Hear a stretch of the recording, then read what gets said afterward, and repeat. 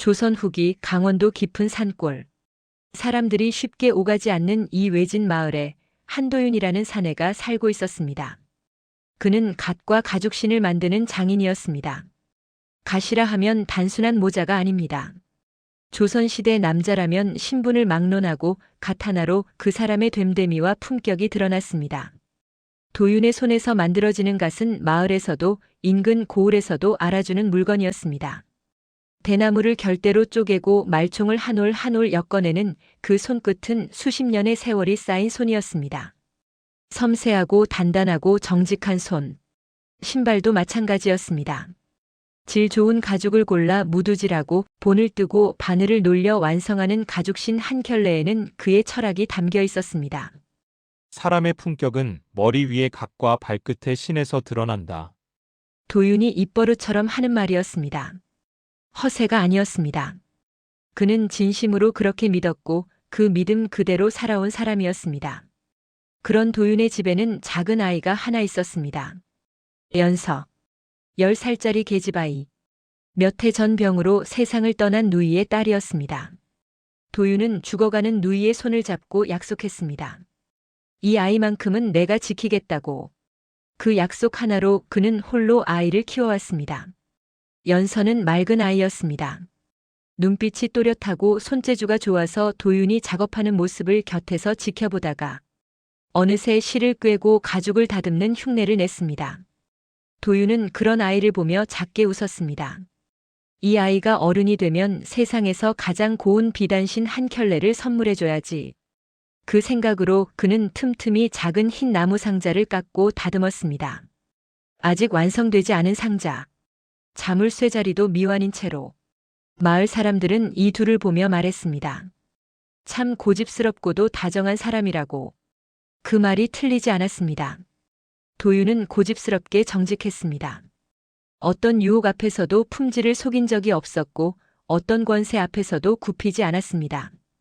그것이 그의 자랑이었고 동시에 그의 약점이기도 했습니다. 세상은 언제나 정직한 사람에게 친절하지 않습니다. 그리고 그 세상의 냉혹함은 도윤이 전혀 예상하지 못한 방향에서 찾아왔습니다. 마을에 향리 조필상이라는 자가 있었습니다. 표면상으로는 마을 행정을 관리하고 관아와 백성 사이를 잇는 직책이었지만 실상은 달랐습니다. 조필상은 공납으로 올라가는 물품의 수량을 오래전부터 조금씩 아주 교묘하게 빼돌리고 있었습니다. 갓 10개를 올려야 하면 9개를 올리고 신발 20켤레를 올려야 하면 18켤레를 올렸습니다. 그 차액은 고스란히 그의 주머니로 들어갔습니다. 그 사실이 들킬 뻔한 것은 어느 봄날 상급 관아에서 불시에 감찰이 내려오면서였습니다. 조필상은 식은땀을 흘렸습니다. 그리고 빠르게 머리를 굴렸습니다. 누군가를 희생양으로 세워야 했습니다. 가장 좋은 희생양은 강하지 않으면서도 그럴듯한 이유를 붙이기 쉬운 사람이어야 했습니다. 도윤. 갓과 신을 납품하는 장인. 관아 물품과 직접적으로 연결된 사람. 조필상의 입가에 차가운 미소가 번졌습니다. 재료를 빼돌렸다. 관아 물품을 축냈다. 조필상의 입에서 나온 말 한마디는 마을을 순식간에 뒤집어 놓았습니다. 감찰관이 내려온 바로 다음 날 도윤은 아무런 예고도 없이 관아로 끌려갔습니다. 작업대 앞에 앉아 말총을 엮고 있던 그는 포졸들이 들이닥치자 처음에는 영문을 몰랐습니다. 연서가 문 뒤에서 새하얗게 굳은 얼굴로 바라보는 것을 뒤로 한 채 그는 끌려나갔습니다. 관아 마당에 무릎을 꿇린 도윤 앞에 죄목이 펼쳐졌습니다. 공남용 갓의 재료인 말총과 대나무를 수년간 빼돌렸다. 가죽신에 쓰이는 상질 가죽을 납품 수량에서 제하고 사적으로 판매했다. 관아에 납품된 물품의 수량 부족은 모두 이자의 소행이다. 터무니없는 말이었습니다. 도윤은 즉각 반박했습니다. 자신이 납품한 수량은 장부에 기록되어 있고 재료는 단 한 톨도 빼돌린 적이 없다고. 그러나 조필상은 이미 준비를 마친 상태였습니다. 위조된 장부, 매수된 증인. 도윤의 말을 뒷받침해 줄 것은 아무것도 없었습니다. 마을 사람들의 시선이 달라졌습니다. 어제까지 도윤 장인이라 부르며 고개를 끄덕이던 이들이 이제는 수군거리며 눈길을 피했습니다. 인간이란 그런 존재입니다. 권력이 한 사람을 손가락질하기 시작하면 주변은 금세 그 방향을 따라갑니다. 진실보다 권력이 더 빠르고 더 크게 움직이는 법이니까요. 도윤은 이를 악물었습니다. 억울함이 뼛속까지 차올랐지만 그는 쉽게 무너지지 않았습니다. 증거를 찾으면 된다. 진실은 반드시 드러난다. 그 믿음 하나로 버텼습니다. 그런데 조필상은 거기서 멈추지 않았습니다. 며칠 뒤 그는 도윤을 조용히 따로 불렀습니다. 공식적인 자리가 아닌 아무도 없는 창고 뒤편이었습니다. 그 자리에서 조필상은 낮고 느릿한 목소리로 말했습니다. 내가 덮어줄 수 있네. 죄도 장부도 증인도 다 없던 일로 할 수 있어. 도윤이 굳은 얼굴로 물었습니다. 무엇을 원하느냐고. 조필상의 시선이 잠시 먼 곳으로 흘렀다가 다시 도윤에게로 돌아왔습니다. 연서, 도윤의 온몸이 굳었습니다. 조필상의 말은 계속됐습니다. 연서의 손재주가 좋다는 소문은 나도 들었다. 관아에는 침선과 신발 바느질을 배울 자리가 있다. 거기서 기술을 익히면 아이에게도 나쁠 것 없지 않느냐? 수습공이라 하면 그럴듯하게 들리지만 도윤은 그 말의 속뜻을 모를 만큼 어리석지 않았습니다. 관아의 수습공. 그것은 기술을 배우는 자리가 아니었습니다. 권력자의 필요에 따라 부려지는 자리였습니다. 그것도 10살짜리 아이를. 못한다. 도윤의 대답은 단 2글자였습니다. 조필상은 별다른 표정 변화 없이 자리를 떴습니다. 그리고 다음 날부터 관아의 압박은 수위를 높여갔습니다. 도윤의 작업장 앞에 포졸이 상주했습니다. 재료 구입처에 압력이 들어가 물건을 팔지 않겠다는 연락이 왔습니다. 마을 장터에서의 판매도 막혔습니다. 생계가 조여들었습니다. 그래도 버텼습니다. 한 달이 지났습니다. 연서가 배가 고프다고 말하지 않아도 도윤은 아이의 얼굴이 점점 작아지는 것을 알았습니다.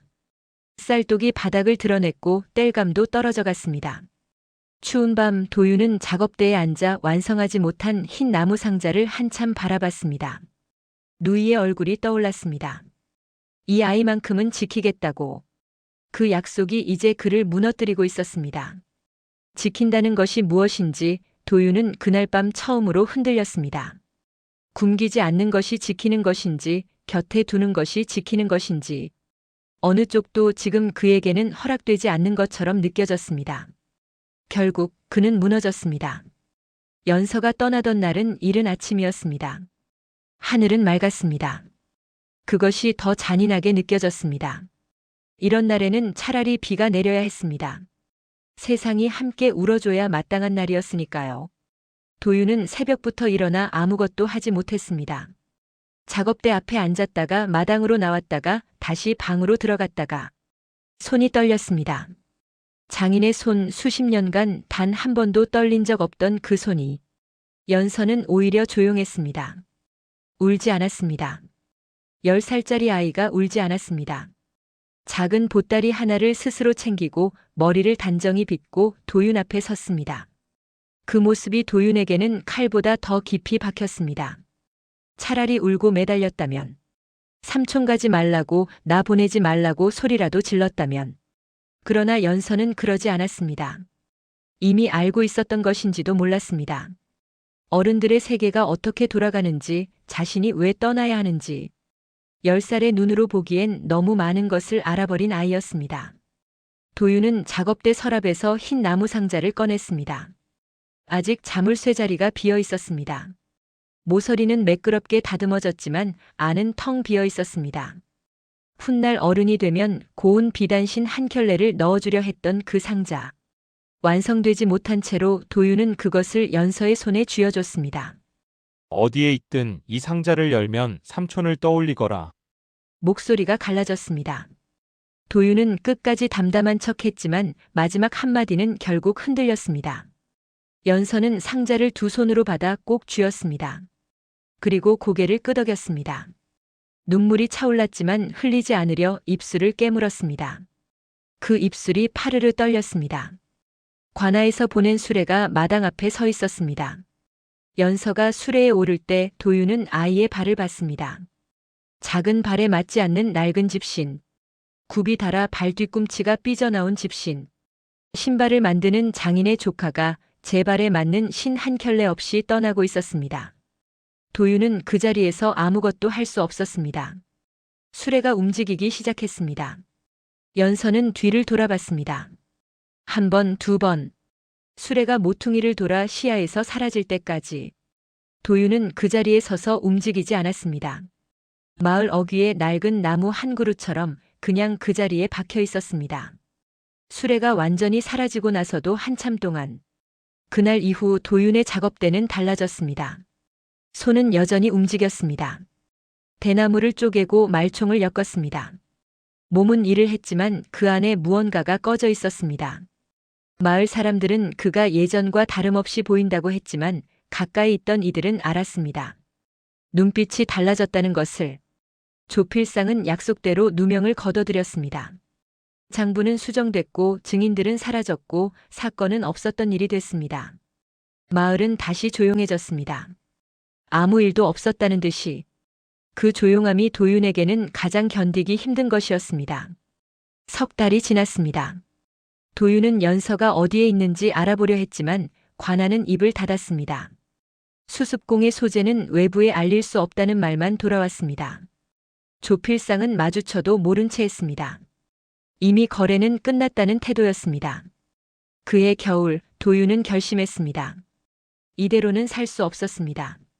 작업대 앞에 앉아 갓을 만들고 신을 짓고 밥을 먹고 잠을 자는 살. 그 삶을 계속한다는 것이 도윤에게는 연서를 2번 버리는 것처럼 느껴졌습니다. 진실을 밝혀야 했습니다. 조필상의 죄를 드러내야 했습니다. 그리고 연서를 찾아야 했습니다. 도윤은 작업대를 정리했습니다. 연장들을 보자기에 쌌습니다. 평생 뿌리내린 산골 마을을 뒤로 하고 그는 길을 떠났습니다. 주머니에는 몇 냥의 돈과 연서가 두고 간 집신 한 짝이 있었습니다. 수레에 오르며 벗겨진 것을 도윤이 주워 품에 넣었던 것입니다. 그것이 전부였습니다. 한 사내가 길 위에 섰습니다. 나이 42. 머리에는 자신이 만든 검은 갓, 발에는 자신이 지은 가죽신, 그리고 가슴 속에는 꺼지지 않는 불씨 하나. 아이를 찾겠다는 것, 진실을 되찾겠다는 것. 길은 멀었고 세상은 넓었습니다. 길은 도윤이 생각한 것보다 훨씬 가혹했습니다. 산골을 벗어나자마자 마주한 것은 낯선 땅이 아니라 자신이 얼마나 세상을 모르고 살아왔는지였습니다. 마을 안에서는 장인이었습니다. 이름이 있었고 자리가 있었고 사람들이 먼저 고개를 끄덕였습니다. 그러나 길 위에서 그는 그냥 떠돌이였습니다. 아무도 모르는 중년 사내. 처음 몇 달은 버티는 것 자체가 전부였습니다. 장터 한켠에 자리를 잡고 해진 갓을 고쳐주겠다고 외쳤지만 사람들은 쉽게 발걸음을 멈추지 않았습니다. 솜씨를 증명할 기회조차 얻기 어려웠습니다. 어느 날은 하루 종일 앉아 있다가 단 한 푼도 벌지 못한 채 빈속으로 노숙을 했습니다. 차가운 땅바닥에 등을 대고 누워 하늘을 바라보며 도윤은 생각했습니다.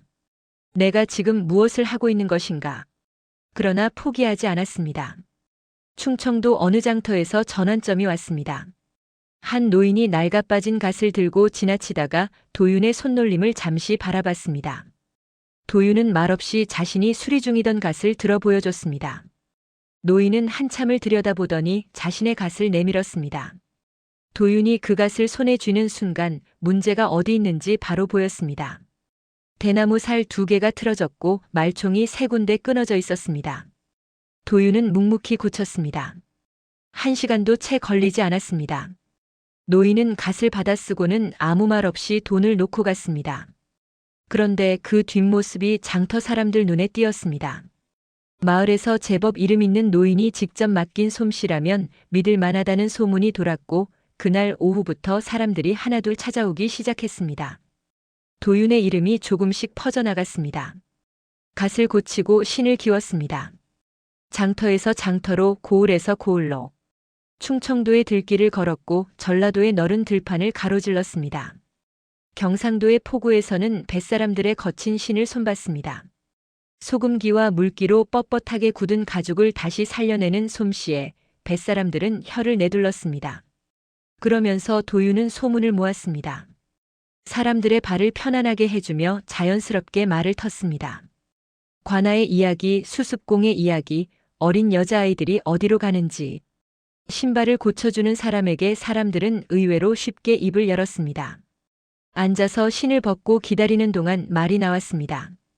도유는 들었습니다. 한마디도 흘리지 않고 단서가 없지는 않았습니다. 전라도 어느 고을에서 비슷한 나이의 여자아이가 관아 수습공으로 들어왔다는 이야기를 들었습니다. 도유는 그 고을로 발걸음을 돌렸습니다. 그러나 막상 찾아가 보니 아이는 이미 다른 곳으로 옮겨진 뒤였습니다. 어디로 갔는지는 아무도 몰랐습니다. 혹은 알면서도 말하지 않았습니다. 그런 일이 한두 번이 아니었습니다. 잡힐 듯 잡히지 않았습니다. 연서의 흔적은 희미하게 존재했지만 도윤이 닿으려 하면 연기처럼 흩어졌습니다. 그것이 더 도윤을 괴롭혔습니다. 아예 아무 소식이 없다면 포기라도 할 수 있을 것입니다. 그러나 흔적은 있었습니다. 분명히 어딘가에 있다는 것을 알면서도 찾지 못하는 것. 세월이 그렇게 흘렀습니다. 3년이 지나고 5년이 지났습니다. 도윤의 발은 조선 팔도를 돌고 또 돌았습니다. 길 위에서 나이를 먹었습니다. 검던 머리에 흰 머리칼이 섞이기 시작한 것이 언제였는지 기억도 나지 않았습니다. 허리가 예전 같지 않았고 무릎이 날이 흐리면 시큰거렸습니다. 그러나 손만은 여전했습니다. 도윤의 손은 여전히 정직하고 섬세하게 움직였습니다. 그 손이 그를 먹여 살렸고 그 손이 그를 길 위에 붙잡아뒀습니다. 10년째 되던 해 도윤은 경상도 어느 주막에서 혼자 술을 마셨습니다. 오랜만에 마시는 술이었습니다. 맞은편 벽에 기대어 앉아 탁주 한 사발을 앞에 두고 그는 오래된 집신 한 짝을 꺼냈습니다.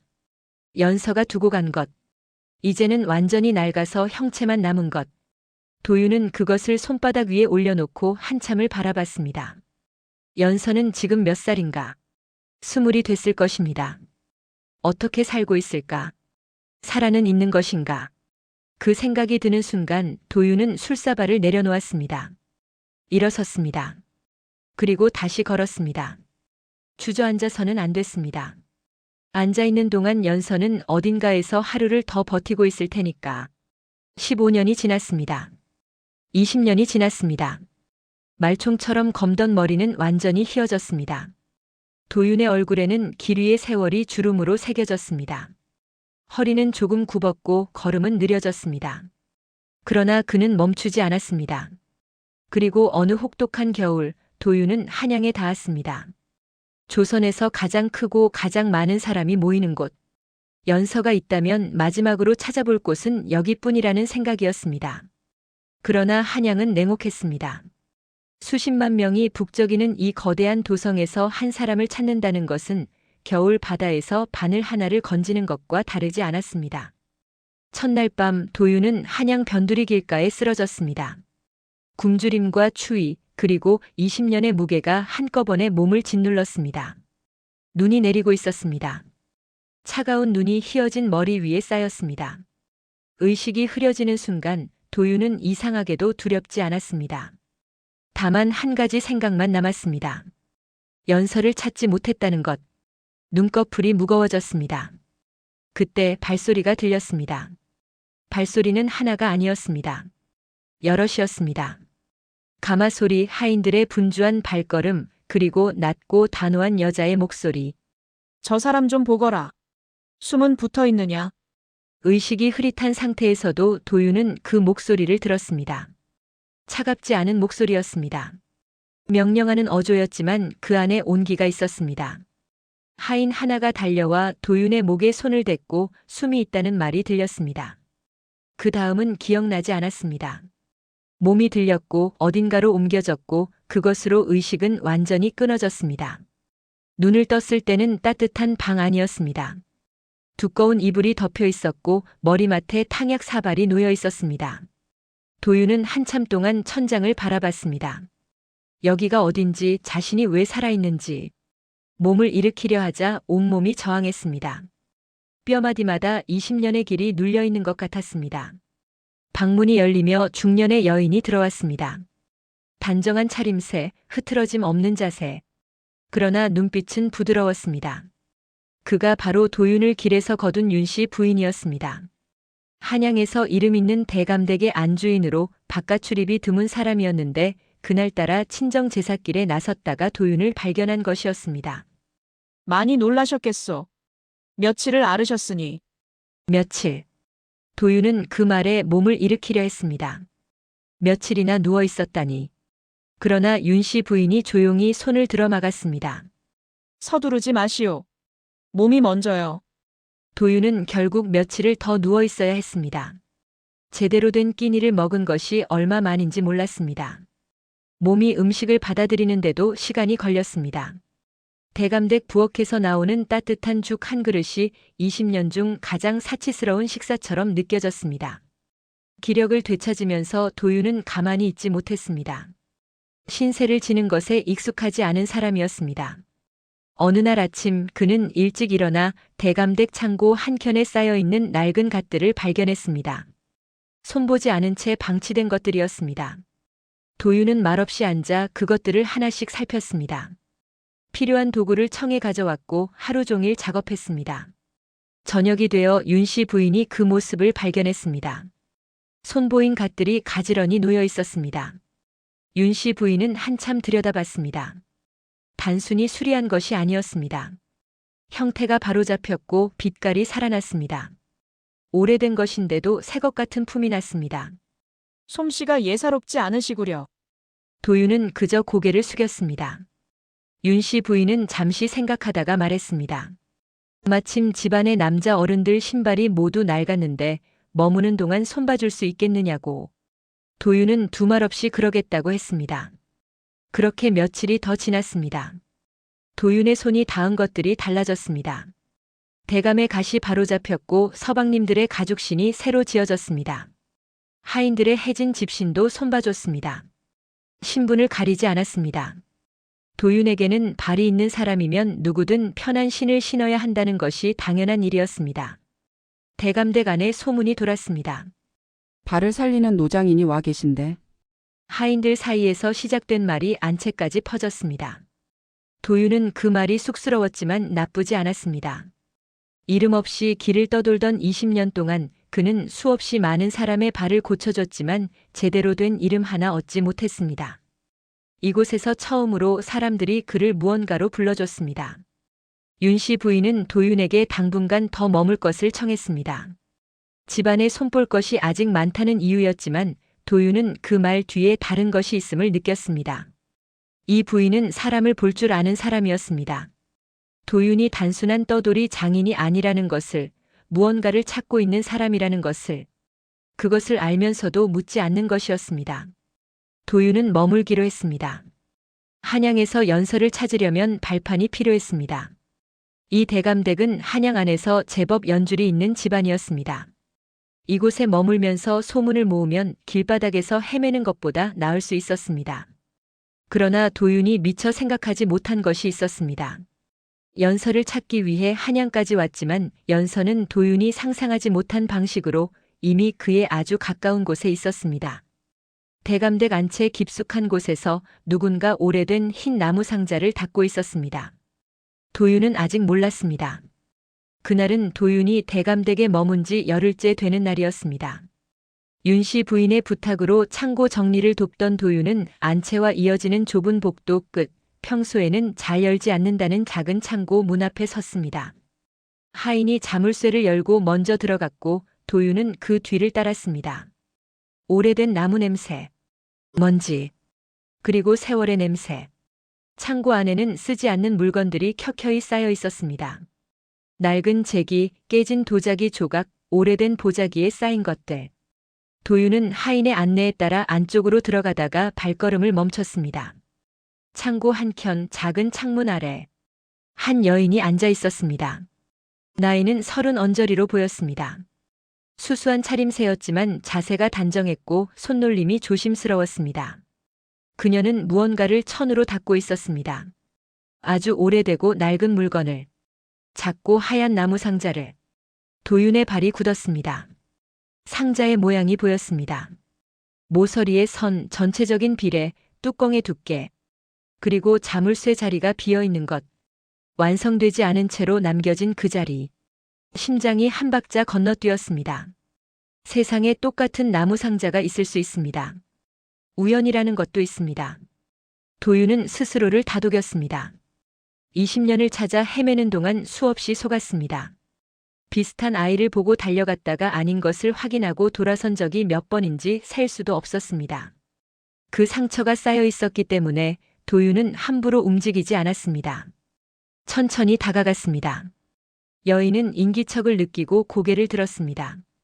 낯선 노인이 자신을 바라보고 있었습니다. 희끗한 머리, 주름진 얼굴, 그러나 눈빛만은 형형하게 살아있는 사람. 여인은 잠시 도윤을 바라보다가 가볍게 고개를 숙였습니다. 대감대기를 도우러 오신 장인 어른이시죠. 여기까지 오실 줄은 몰랐습니다. 목소리가 낮고 차분했습니다. 도윤은 그 목소리를 들으며 시선을 상자로 향했습니다. 그 상자가 말을 잇지 못했습니다. 목이 막혔습니다. 여인이 상자를 내려다봤다가 다시 도윤을 봤습니다. 표정에 작은 변화가 생겼습니다. 경계인지 의아함인지 그녀는 상자를 가슴 쪽으로 조금 당겼습니다. 오래된 물건입니다. 어릴 때부터 가지고 있던 것이라. 도윤은 눈을 감았다가 떴습니다. 목소리를 가다듬었습니다. 모서리에 칼자국이 있습니까? 여인의 손이 멈췄습니다. 상자 왼쪽 아래면에 작은 칼자국 하나가 있을 겁니다. 제가 대나무를 다듬다가 실수로 낸 자국입니다. 미처 메우지 못하고 줬습니다. 여인은 천천히 상자를 뒤집었습니다. 손가락으로 왼쪽 아랫면을 짚었습니다. 그리고 아무 말도 하지 않았습니다. 말하지 않아도 알 수 있었습니다. 자국이 있다는 것을. 창고 안이 조용해졌습니다. 하인은 언제 나갔는지 보이지 않았습니다. 도윤과 여인만 남았습니다. 겨울 햇살이 작은 창문으로 비스듬히 들어와 두 사람 사이의 먼지를 밝혔습니다. 도윤이 물었습니다. 아주 낮은 목소리로. 상자 안에 무엇이 들어 있습니까? 여인은 한참 만에 상자를 열었습니다. 안에는 비단신 한 짝이 있었습니다. 어린아이용. 색이 바래고 형태가 무너진 것이었지만 섬세하게 수놓인 문양은 아직 남아 있었습니다. 도윤의 눈이 그것을 보는 순간 손이 떨렸습니다. 그것은 도윤이 만든 것이 아니었습니다. 연서가 직접 만든 것이었습니다. 관아에 가기 전 도윤의 작업대 옆에 앉아 몰래 바느질하던 것. 삼촌에게 주려고 만들다가 완성하지 못한 채 상자 안에 넣어두고 떠난 것. 도윤은 그것을 기억했습니다. 연서가 떠나고 나서야 상자 안에 그것이 있다는 것을 알았을 때 그는 한참을 울었습니다. 그 신이 여기 있었습니다. 어디서? 도윤의 목소리가 갈라졌습니다. 여인은 상자를 무릎 위에 올려놓은 채 도윤을 바라봤습니다. 그 눈빛 안에 무언가가 일렁였습니다. 오래 눌러두었던 것이 수면 위로 올라오는 것 같은. 이 상자를 만든 사람을 아십니까? 여인이 물었습니다. 도윤에게 묻는 것인지 스스로에게 묻는 것인지 알 수 없는 목소리로. 도윤은 대답했습니다. 내가 만들었습니다. 여인의 눈이 흔들렸습니다. 도윤은 그 눈을 들여다봤습니다. 맑은 눈이었습니다. 세월이 지나도 변하지 않는 것이 있습니다. 어릴 때부터 타고난 눈빛이라는 것이. 또렷하고 맑은 금방이라도 눈물이 고일 것 같은 그 눈. 기억이 떠올랐습니다. 20년 전 수레 위에서 뒤를 돌아보던 아이의 눈. 그리고 도윤은 아이의 손목을 보았습니다. 오른쪽 손목 안쪽. 작고 희미한 흉터. 어릴 적 작업대 옆에서 몰래 바느질하다가 송곳에 찔려 울었던 그날 도윤이 손수약을 발라줬던 그 자리. 흉터는 오래됐지만 사라지지 않았습니다. 도윤의 입술이 떨렸습니다. 눈가가 뜨거워졌습니다. 20년 동안 참아온 것들이 한꺼번에 목구멍으로 치밀어 올랐습니다.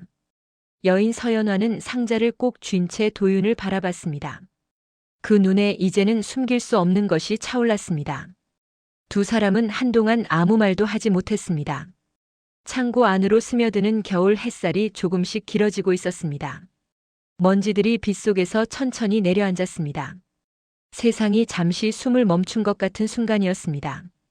20년이라는 시간이 이 작은 창고 안에서 조용히 무너져 내리고 있었습니다. 먼저 말을 꺼낸 것은 연화였습니다. 그러나 말이 아니었습니다. 소리도 아니었습니다. 그냥 눈물이었습니다. 20년 동안 흘리지 못하고 쌓아둔 것들이 한꺼번에 터진 것이 아니라 아주 조용히 한 방울이 뺨을 타고 내렸습니다. 그것뿐이었는데 그것으로 충분했습니다. 도윤은 그 한 방울을 보는 순간 더 이상 버티지 못했습니다. 평생 단단하게 살아온 사람이었습니다. 길 위에서 쓰러지면서도 울지 않았습니다. 연서가 떠나던 날에도 끝내 눈물을 삼켰습니다. 그런 사람이 지금 창고 바닥에 무릎을 꿇었습니다. 소리도 없이 그냥 무릎이 꺾였습니다. 20년의 무게가 한꺼번에 내려앉은 것처럼 연화가 먼저 다가왔습니다. 상자를 가슴에 안은 채로 도윤 앞에 무릎을 꿇었습니다. 두 사람이 마주 보았습니다. 주름진 얼굴과 세월을 견딘 얼굴이, 휘어진 머리칼과 거칠어진 손을 가진 노인과 그 노인을 기억하는 눈빛을 가진 여인이. 삼촌. 연화의 목소리가 갈라졌습니다. 거기서 멈췄습니다. 말이 더 나오지 않았습니다. 삼촌이라는 두 글자를 입 밖에 낸 것이 얼마만인지, 아니 그 말을 속으로 삼킨 것이 얼마나 많았는지, 관아에서 버텼던 시간들, 낯선 곳에서 밤을 견뎠던 시간들, 이 대감댁에서 아무것도 아닌 척 살아온 시간들, 그 모든 시간 동안 그 두 글자를 꺼내지 못했습니다. 꺼내면 무너질 것 같아서. 아니, 연화가 다시 입을 열었습니다. 목소리를 고르려 했지만 고를 수가 없었습니다. 아버지.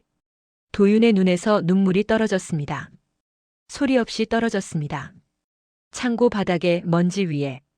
그리고 또 한 방울. 또. 도윤은 손으로 얼굴을 가렸습니다.